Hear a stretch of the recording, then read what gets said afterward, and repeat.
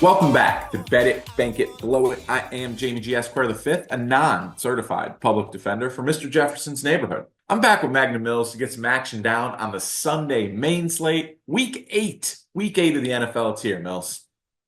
Hey man, I've got nothing but love for Mr. Jefferson's neighborhood. And I'm more talking about the one from SNL, not the one from South Park, because we're doing what we got to do over here to stay one step ahead of the fuzz, because that's how we do it on Bet It, Bank It, Blow It, presented by Seize the Gap Fantasy Football. Thanks for checking out our show. You can find us wherever you get pods and on YouTube. Find us on social media at Seize the Gap FF. Same place on the web, seizethegapff.com. Nice and simple to remember, just like the flaps, FLAPS.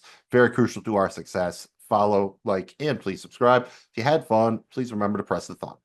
For week 8, the NFL decided to hell with bye weeks and London games. So we've actually got a 13-game menu for the main slate on Sunday. It's literally table max. The NFL doesn't do pot limit here. It's wild. We're talking about everything but the Sunday and Monday night games. And as a reminder, all information that we're giving you is accurate as of Friday, October 25th. We're getting our odds and wagering options from the DraftKings Sportsbook.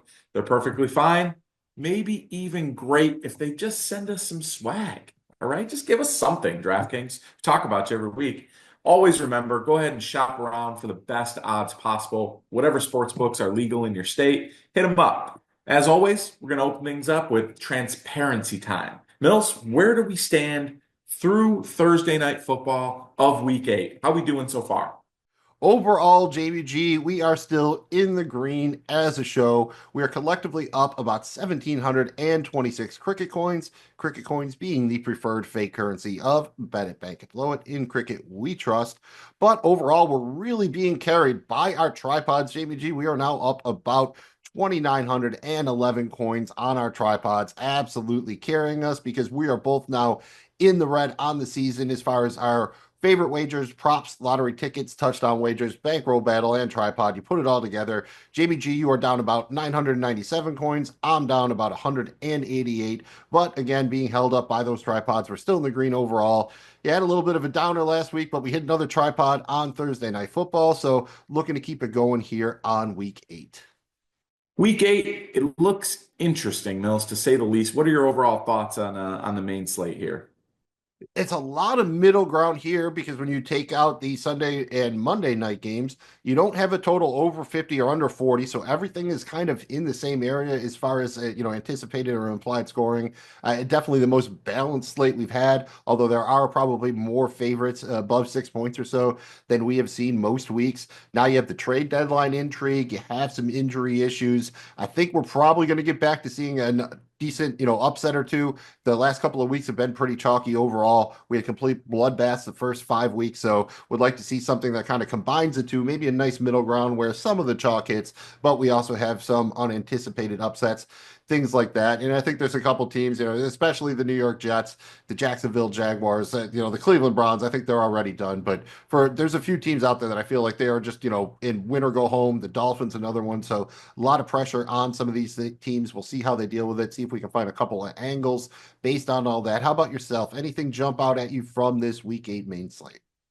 Yeah, I'm kind of the same way, man. The last 2 weeks were more predictable and chalky. It feels like this week could be a little banana in the tailpipe type week. I don't want to fall for it. You don't want to fall for it. So we're going to think it through.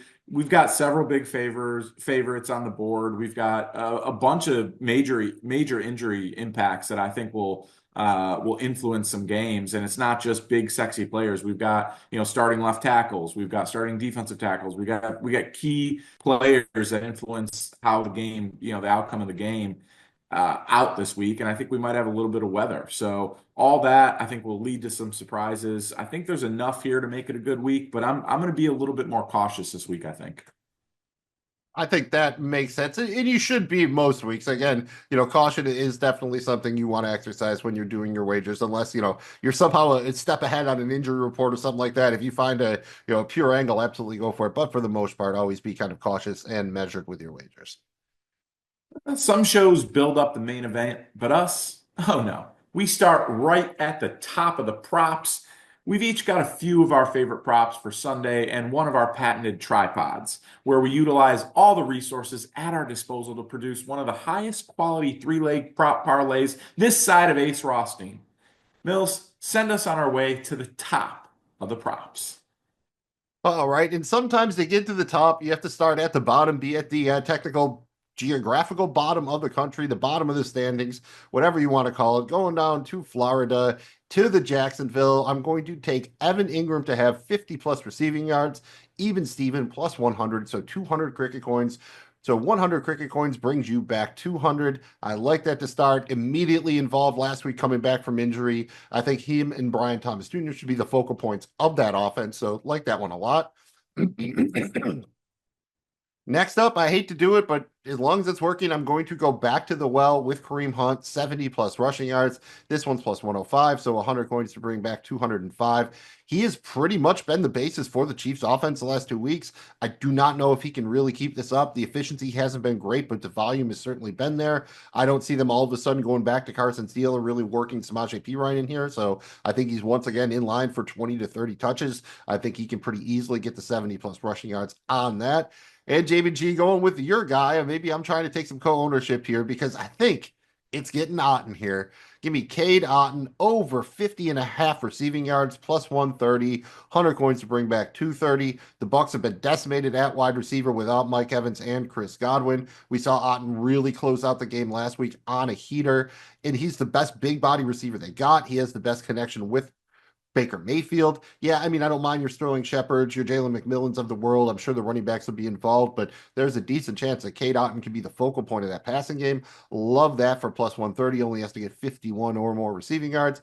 And then finally, this one worries me a little bit with T. Higgins picking up a quad injury on Friday. Maybe he plays, maybe he doesn't, but you know what? I'm still going to go there. The price just might be better if you wait a little bit. Give me Joe Burrow more than 275 passing yards against my Philadelphia Eagles, 275 plus. I'm hoping the Birds can win, but we've really struggled in the secondary against teams that aren't the Giants or the Browns, so we'll see how that goes. That's plus 145, so 100 coins to bring back 245.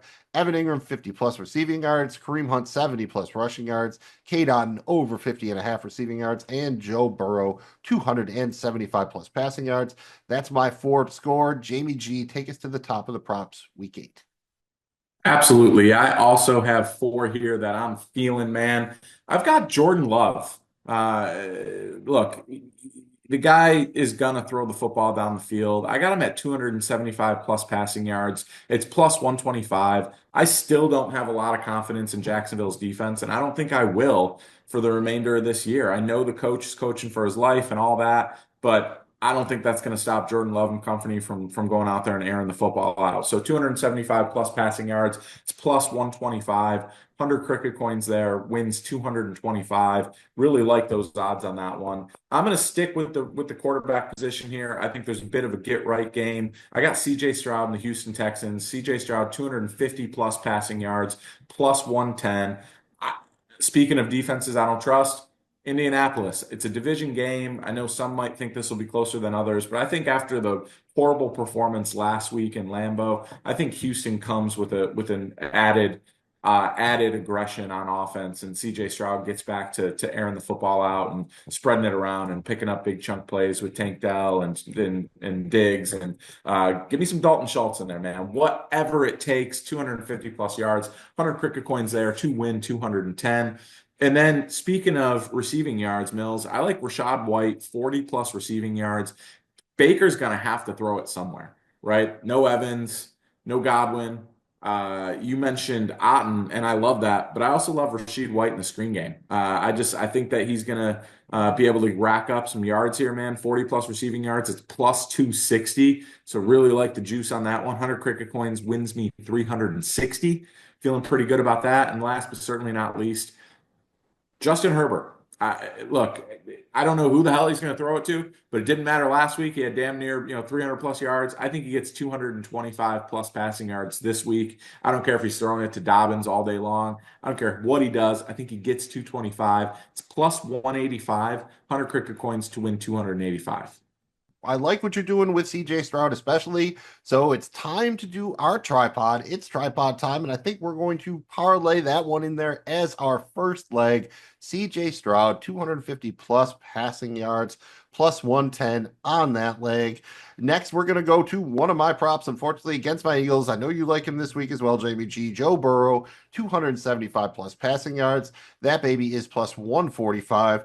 And then we got to dig deep a little bit here. In Survivor, we like to go against the Carolina Panthers, and it's kind of a Panthers rule. This week, the Panthers are at the Broncos, so I think the rule is start all of your Denver Broncos players pretty much against the Panthers. Give us Devon Vele, 25 plus receiving yards, minus 110. He's pretty much hit that mark in all three games he's played. Didn't have the greatest game last week, but that's because the Broncos just took the foot off the accelerator, just ran the ball the whole time. Doesn't need to do much there to get the 25 yards, can do it on one play. I think the Broncos are definitely going to put up some points there against the Panthers. So CJ Stroud, 250 plus passing yards. Joe Burrow, 275 plus passing yards. Devon Vele, 25 plus receiving yards. That's plus 882 when you put those three legs together to form the tripod. So 100 coins bringing you home 982. Not too shabby. Just need a couple of passers to do a little work. One guy pick up a couple of yards receiving. Easy peasy, nothing to it. Nothing to it at all. On our Island Game episodes, we like to give out our favorite wagers, but on the main slate show, we take our stands in our Supa Dupa Fly contest. Mills, what's the deal with this? How we doing so far? Well, it's our little Missy Elliott inspired version of the big Westgate Las Vegas Super Contest. Each week, we take the odds that they're using in that contest and we make 5 picks apiece. These are just spread wagers, nothing too complicated. Again, using the odds released by the Westgate. Last week, not too shabby, Jamie G. I went 4-1. You went 4-1, so not too bad for us. On the season, I'm slightly ahead of you. I am 10-5. You are 9-6. We just started doing this a couple of weeks ago, so trying to keep racking up the wins. I am in the lead, so I will go first here. And right off the top, what up, Detroit? Give me Detroit minus 11. Give me your Buffalo Bills minus 3. Give me the Houston Texans minus 5. I know you like that one. And I just talked about them a minute ago. Give me the Denver Broncos minus 10 at home against the Panthers. And then finally, I am going to take the Falcons minus 2.5, traveling to Tampa to face the very banged up Bucks. So Detroit, Buffalo, Houston, Denver, Atlanta on the spread. Jamie G, give me your 5 picks for the Super Duper Fly contest this week. Oh yeah, I'm liking the Super Duper Fly Mills. It's a lot of fun. I've got Houston just like you, -5. I've got Washington here, +2.5. Feeling the dog here a little bit, Mills. I got the Chargers -7.5. I've got my Bills -3, and I've got Green Bay -4. All right, so a little bit of overlap in there, but not too much. I like that. Spread out pretty well. We'll see how we do and who's in the lead next week. Absolutely. We'll report back here. Make sure you like and subscribe so you don't miss it. And we're still trying to find the king of the end zone. But thus far, it's been total boondoggle. Last week, we tried to reorient ourselves in hopes of finding our way back to the path of profitability. Mills, have we found the yellow brick road, or are we still being gaslighted by that old Wizard of Oz? Yeah, I mean, the dude said that he was the guy from the Dos Equis commercial, but I really don't believe it. But at that point in the evening, you're willing to believe just about anything. So that is not what we're talking about right now. Right now, we're trying to find the king of the end zone. And here's what we're doing. We have two components to this now. We're riding the train with the first one. What we're each doing there is we're selecting a player, and we're going to ride their anytime touchdown prop for 3 weeks in a row. I rode David Montgomery last week. Jamie G was on the Kyron Williams Express. And the other thing you can do, the other component is go big or go home. We're looking for an anytime touchdown scorer plus 300 or longer. That one will change up every week, but when we're riding the train again, that is for 3 weeks in a row. David Montgomery did not get that for me last week, so I am down 100 coins. Jamie G, you were aboard the Kyron Williams Express. He found the end zone. He was minus 200, so you picked up 50 coins of profit on that one. Neither one of us hit our go big or go home. I went big on Theo Johnson. Jamie G, he caught a touchdown, and they called it back for offensive pass interference on him. I was so happy they called it back. It's like, man, it's just not going to happen for me on the touchdown wagers this year. You went big on Bengals wide receiver Andre Oshivash. He did not get there. So we are in the red overall, but you are ahead. And we got a good start to week 8 because your guy, Kyron Williams, week 2 of riding the Kyron Williams train, he found the end zone again. He has found it every week this season. So, Jamie G, I think you picked a winner there, a good train to ride. This week, I have David Montgomery once again. His odds are all the way down to -115 as an anytime touchdown score against the Titans. So he better find the end zone for that price. And to go big or go home, I am going with Tampa Bay Bucks wide receiver Sterling Shepard +330 as an anytime touchdown scorer. Would have liked to have gotten our guy Otten in there, but the odds were too short. So, like Sterling Shepard there, the crafty veteran wide receiver thinks he finds his way into the end zone for a touchdown +330. Jamie G, you already hit with Kyron Williams, week 2 of riding him. He was -175 as an anytime touchdown scorer. So congratulations on that. Who are you going big or going home with this week as your touchdown scorer? You know what this week is? This week is National Tight End Day. All right. I'm excited for the tight ends this week. I always love a good tight end. Excited to see him come out. And what better than that old alley cat, Mo Alley Cox, anytime touchdown scorer. He gets in there this week. +600. Look, man, this is big. It's +600. 100 cricket coins here. I will win 700. I'm looking for the clean sweep this weekend, baby. Mo Alley Cox. Hey, every once in a while, he's just one of those guys. If he gets one, I feel like he's going to get two. So I'd almost, if you're throwing 100 on that, maybe throw 25 on the 2+ anytime while you're at it. And then you're really going big or going home.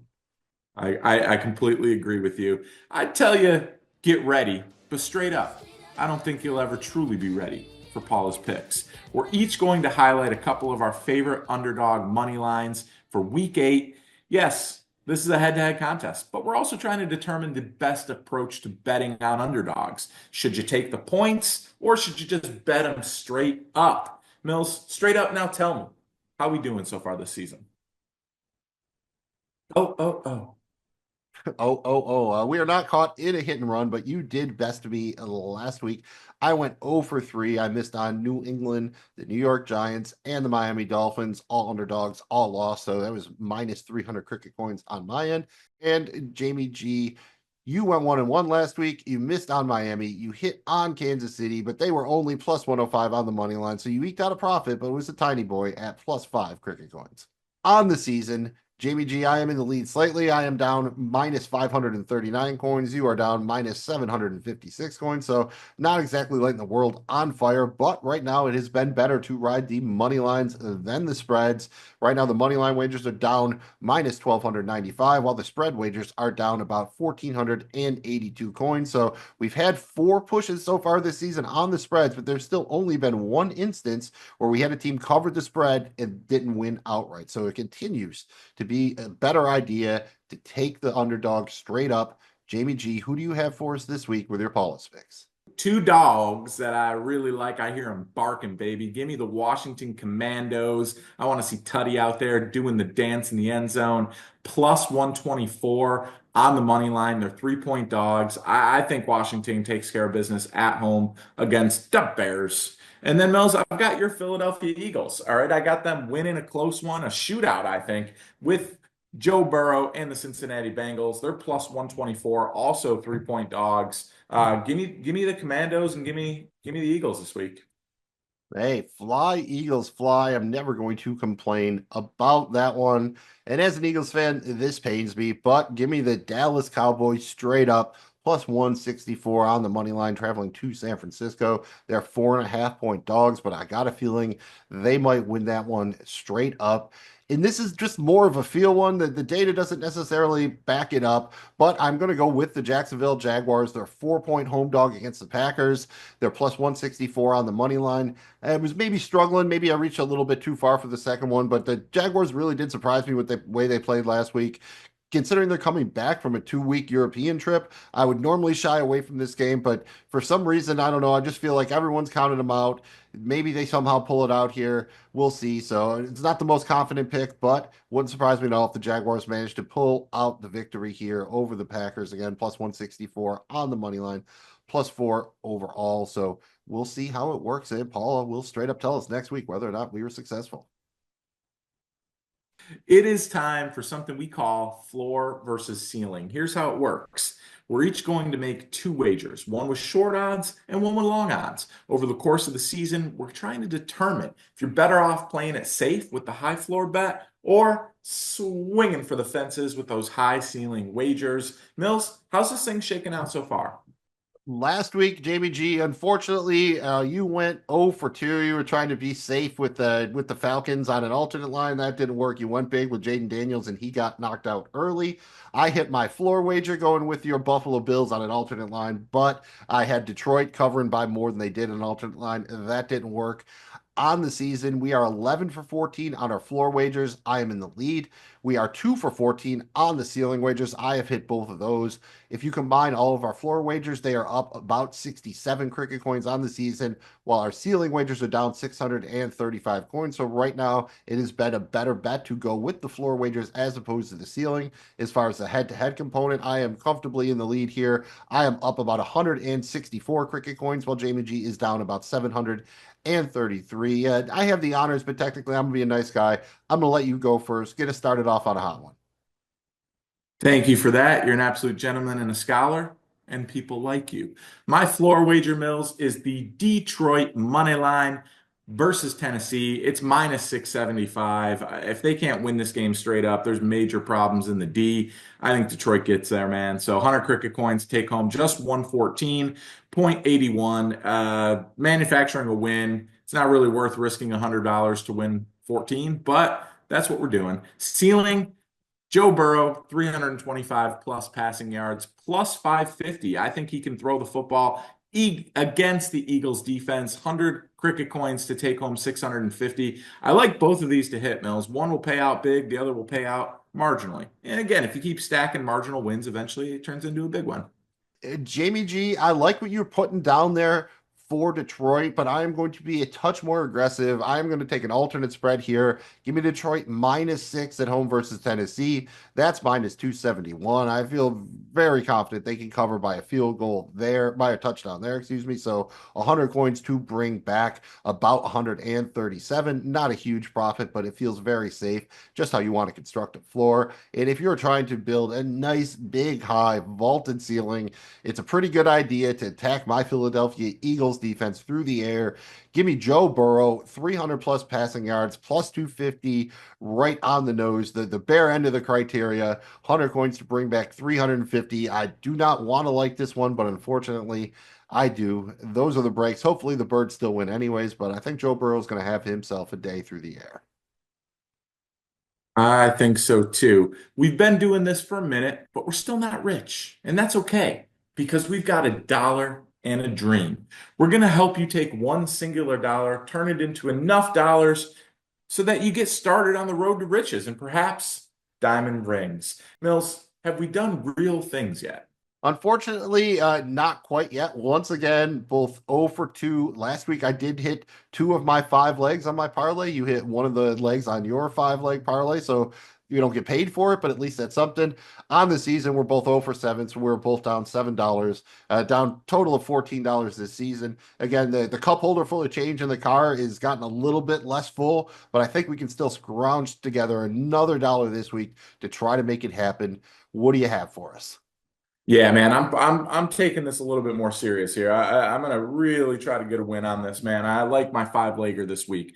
I've got Joe Mixon, 100 plus rushing yards. I think you can run the football against the Indianapolis Colts, and I think he gets there. 100 plus rushing yards. Tyreek Hill, 100 plus receiving yards. He's been talking about how unhappy he is. He cried. He thought it was like Jesus coming to the huddle when Tua came back. It's time to put up or shut up, Tariq. Came out and said you're the best receiver in the league. Prove it. 100 plus receiving yards. That's plus 175 on its own. Jahmyr Gibbs, another big day for Gibby. He gets 100 plus rushing and receiving. That's plus 130 on its own. And then Jordan Love. I'm feeling the love with Jordan Love. 325 passing yards. That's plus 450 on its own. And Joe Burrow, 275 plus passing yards. That's plus 140 on its own. Put them all together here, and we've got plus 24,947 odds. $1 Mills, you'll be sitting on $250. Not a bad day. Oh, dokey doggy daddy. I see what you're doing there. I am also going to go with a five-leg parlay, and I'm going to do a theme this week. You could say, oh, yeah, it's tight end week, whatever, whatever, but I'm going to do more of an Oprah thing, and I'm just going to start handing out three touchdown passes to everybody I can find. Give me Jared Goff, three plus touchdown passes, that's plus 330. Give me Jordan Love, three plus touchdown passes, that's plus 165. How about this one? Aaron Rodgers, three plus touchdown passes. Doesn't matter who they're to. That's plus 340.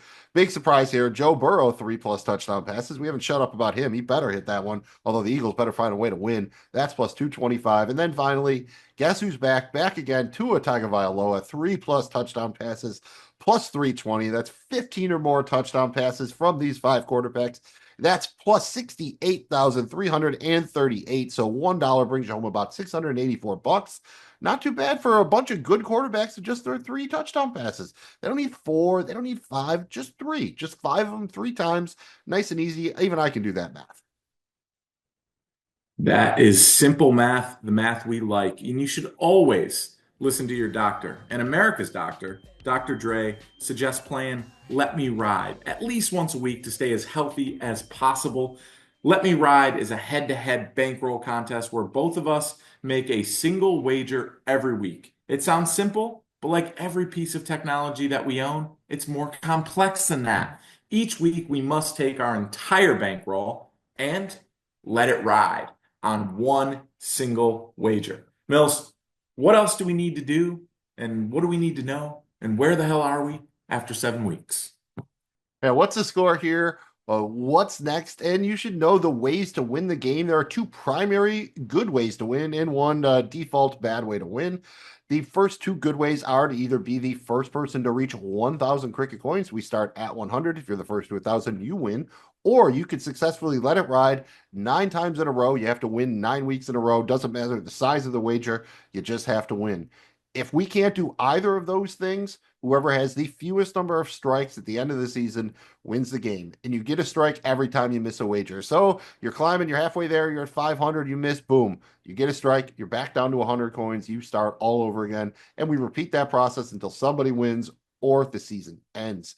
Jamie G, you've been doing a little bit. Last week, you were up to 348.69 cricket coins. You put it all on the Commanders minus 6.5, an alternate spread versus the Panthers. Jaden Daniels got knocked out basically on the first play. Didn't matter. They covered. You won, so you brought back about 568 cricket coins.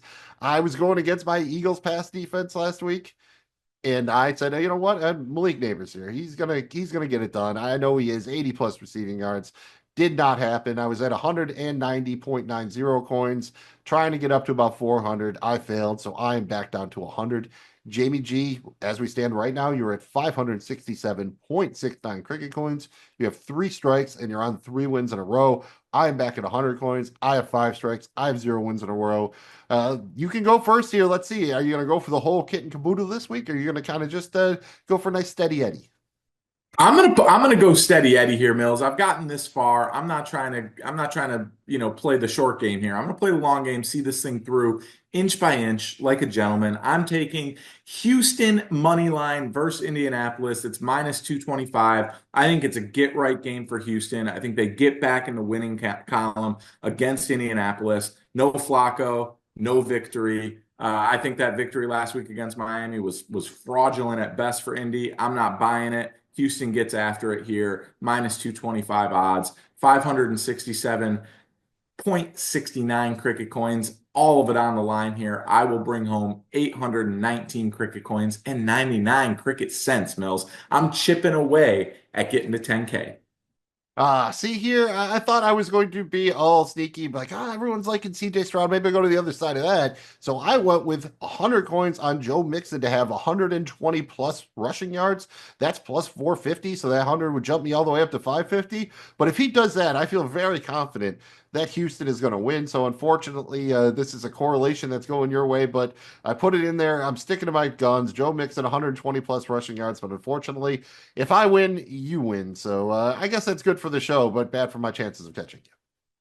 Time will tell. Make sure you like and subscribe so you find out next week when we do Bet It, Bank It, Blow It, the main slate. We always have a good fight to the finish for the episode because we like to get it on with our bankroll battle.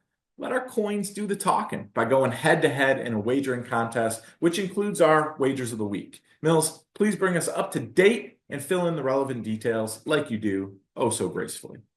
As far as the details, we will both be wagering 150 cricket coins overall, 100 of the coins on our additional action, and 50 coins on our wager of the week. The additional action can be any single wager from the DraftKings Sportsbook. Minimum wager is 5 cricket coins. The max is 25 cricket coins. Last week, Jamie G, you won the battle. You were up about 142 coins on the week while I was down about 107.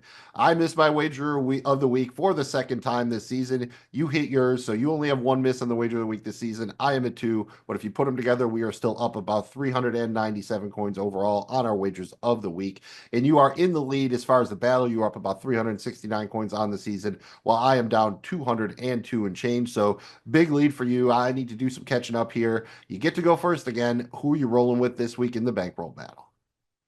Well, Mills, just because you won the battle doesn't mean you won the war. So we got to keep this thing going. First up, I'm putting 25 cricket coins on Green Bay Packers -4 at Jacksonville. I think they go there. I think they get a win, and I think they win controllingly here. It's -112, 25 cricket coins. I will bring home 47 and change. I'm also putting 25 cricket coins on the Jets New England game over 41 total points.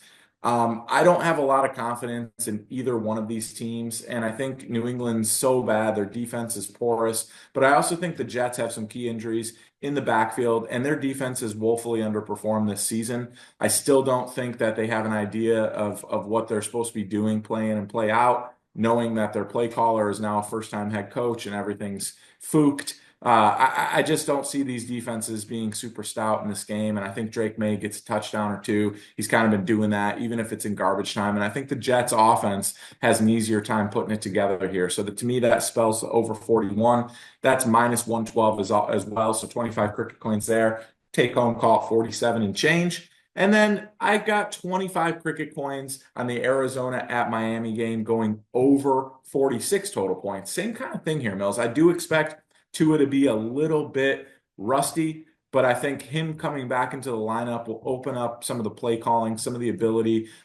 There's some comfort there, I think, within the offense. So I think they can score some points. Flip side, I think Miami's defense is bad. And I think Arizona, while they have the ability to have kind of these explosive plays and score points, their defense at times has been good and bad. I'm not really trusting it. I think both these two teams score points. There's two dance partners here. I like the over 46, also -112. So 25 cricket coins. Again, we'll take home 47 and change. Last but certainly damn not least, I've got 25 cricket coins on the Washington Commanders money line. Jaden Daniels or not, they're getting it done at home against the Bears. It's +124 odds here. 25 cricket coins to win 56 cricket coins. All right. So your usual, all right, you like to go big. You just 4 at the table, Max. That is how he does it. I have 5 wagers. It's a similar thing, but not quite as hardy on each of them.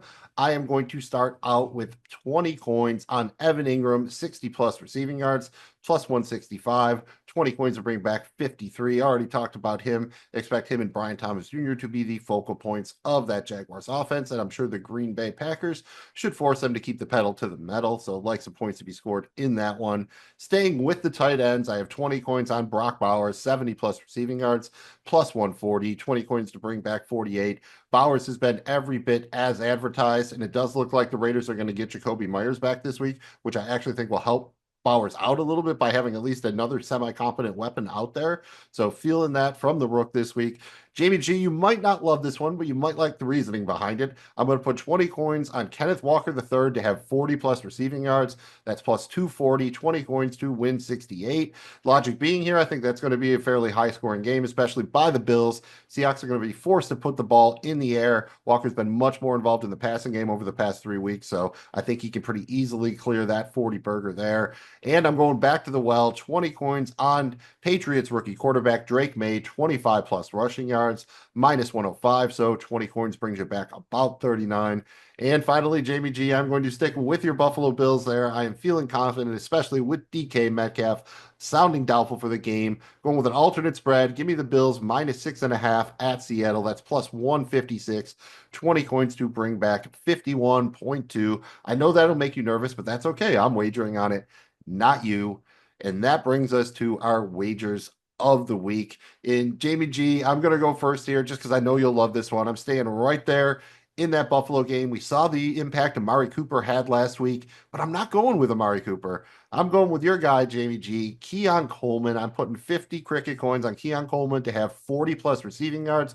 That's +160, so 50 coins to bring back 130. Again, I think there's going to be some points scored in that game. I think everybody is going to eat, but I think every receiver on the Bills going to have 40 or more yards, so I'm really feeling that one. What do you have for us for your wager of the week? Really, really, really hope you win on all those, my man. I've got a wager of the week here, Mills. I'm pretty much with conviction here, all in on the Packers winning this week. I've got 50 cricket coins on Green Bay -4 at Jacksonville. I think they go in there. I think they win by a touchdown or more. I just don't have a lot of confidence in Jacksonville's defense. I know the offense has been performing better, but they haven't played a good defense like Green Bay in a while. And I think it's gonna stifle what they want to do. And I look for Trevor Lawrence to have one of those bonehead games and Green Bay to really be able to move the football on offense. So I'm taking 50 cricket coins on Green Bay -4, and I'll be bringing home 94.64 cricket coins, baby. Let's get it. I think that just about does it for Bet It, Bank It, Blow It. We appreciate you guys. We love doing this. Thanks for sticking with us another week, week 8. Best thing you can do is go ahead and like and subscribe so you don't miss us. We not only do the main slate, we do the Thursday night game, we do the island games, we do the night slate. You want to get out of the action. You want to know what's up. Like and subscribe. And do me one better. Put something in the comments. Let us know your favorite place this week. I want to see those bet slips. Send me just the slip. Slide it right into my DMs. Mills will let you know where you can find everything. We'll exchange our picks. Let's make money together. Good luck this weekend, everyone. Beware the slippery slips. You want to have a strong grip on those. And Yes, thanks you again do. for checking out Bet It, Bank It, Blow It, presented by CSGAP Fantasy Football. Again, you can find us wherever you get your pods and on YouTube or on social media at CSGAPFF. Same place on the World Wide Web, CSGAPFF.com. Very simple and easy to remember, just like the flaps, FLAPS. Very important to our success. Follow, like, and please subscribe. If you had fun, please remember to hit the thumb. I'm Magnum Mills, he's Jamie G, and we can help you bet it, we can help you bank it, but Blowing it is up to you.